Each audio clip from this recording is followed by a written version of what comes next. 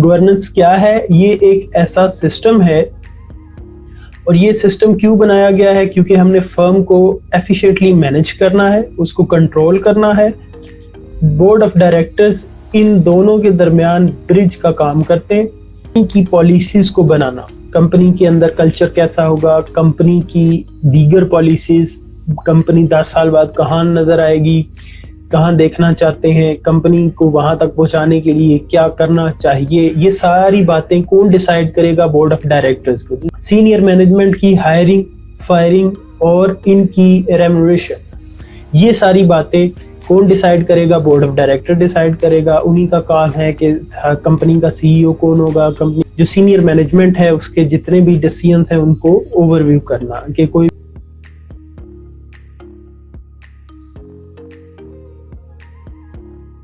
बिस्मिल्लाहिर्रहमानिर्रहीम। अस्सलाम वालेकुम viewers, welcome to the class. अब हमारा जो टॉपिक है वो है जी कॉर्पोरेट गवर्नेंस। कॉर्पोरेट गवर्नेंस क्या होता है और इसके अंदर और भी रिलेटेड जितने भी कॉन्सेप्ट्स हैं उनकी बात हम करेंगे। तो कॉर्पोरेट गवर्नेंस की अगर बात की जाए तो कॉर्पोरेट गवर्नेंस क्या है? The system by which corporations are managed, controlled and establishes the relationships among shareholders, board of directors and senior management. So corporate governance क्या है? ये एक ऐसा सिस्टम है, और ये सिस्टम क्यों बनाया गया है? क्योंकि हमने फर्म को एफिशिएंटली मैनेज करना है, उसको कंट्रोल करना है।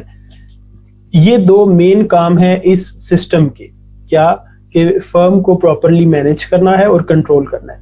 दूसरी बात ये है कि ये system share holders, senior management और बोर्ड ऑफ डायरेक्टर के दरमियान रिलेशनशिप को भी डिफाइन करेगा। कंपनी शेयर होल्डर्स चूंकि फंड प्रोवाइडर है, जैसा कि हमने पिछली वीडियोस में बात कर चुके हैं इसके रिलेटेड।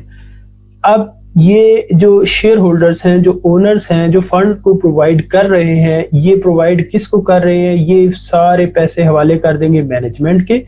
मैनेजमेंट क्या करेगी? On behalf of share holders business को रन करेगी, और बदले में शेयर होल्डर्स को क्या देगा?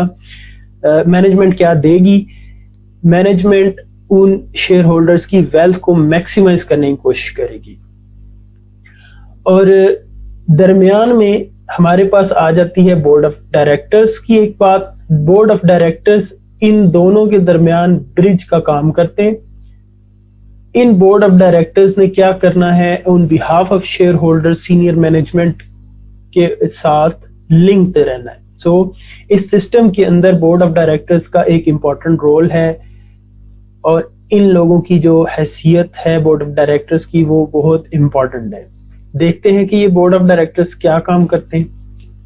बोर्ड ऑफ डायरेक्टर्स के बहुत सारे काम हैं, जिसमें से हम कुछ की बात करेंगे, जैसे कि कंपनी की पॉलिसीज को बनाना, कंपनी के अंदर कल्चर कैसा होगा, कंपनी की दीगर पॉलिसीज, कंपनी 10 साल बाद कहाँ नजर आएगी, कहाँ देखना चाहते हैं, कंपनी को वहां तक पहुंचाने के लिए क्या करना चाहिए, ये सारी बातें कौन डिसाइड करेगा? बोर्ड ऑफ डायरेक्टर्स को। जो कंपनी वाइड पॉलिसी बनाना किसका काम है? बोर्ड ऑफ डायरेक्टर्स का।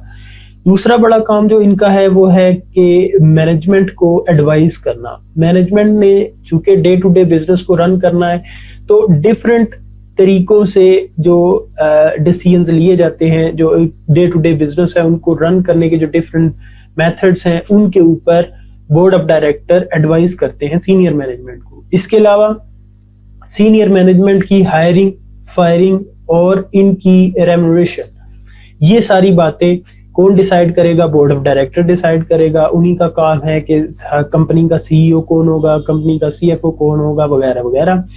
इसके अलावा इसकी जो पे है वो क्या होगी, इसके अलावा इसको क्या इंसेंटिव्स देने हैं, वगैरह वगैरह।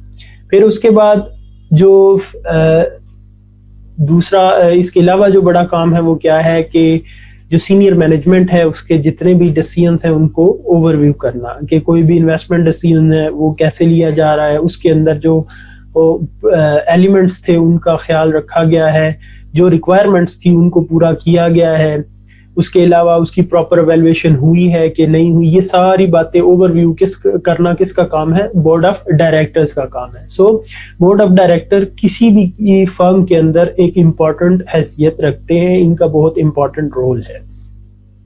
यदि हमारी आज की वीडियो, मैं उम्मीद करता हूं कि इस वीडियो के अंदर आपको बहुत कुछ सीखने के लिए मिला होगा। मिलते हैं अगली वीडियो में, तब तक के लिए अल्लाह हाफिज।